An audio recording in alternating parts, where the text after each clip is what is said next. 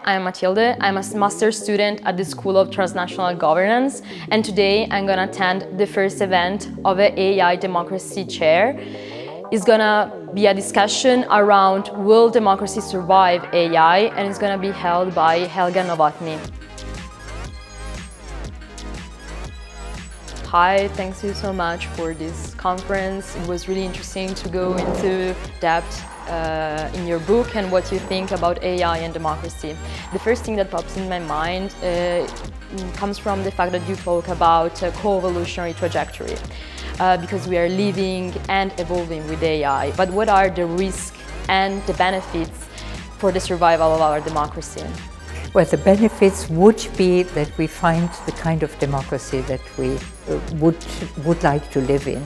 A more just society, a society that also takes into account that we need to do something about the climate, that we have respect for each other and so on.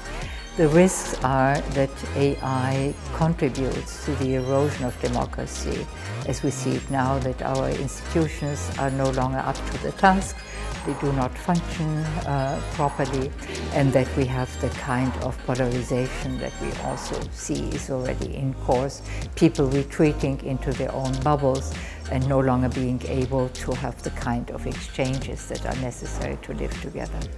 So we know that governments are making use of AI, but the use that they're making is just very limited. And in doing so, they're being more dependent on private providers.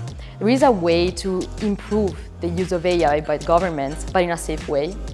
Well, I think governments have the possibility of having data governance and to have their own governance strategies.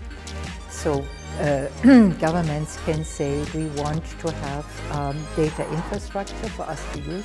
For instance, in the health field, as we have seen in the pandemic, we could have done much, much better had we been able to have ways of getting the data that were needed from different provinces, regions, hospitals, doctors, etc., to know what is actually happening and to act much faster and in a much more coordinated way. So my main takeaway from this conference was that AI will give us the possibility to create a more democratic world if we are able to reimagine democracy and also if we are able to think about which kind of society we are going to live in.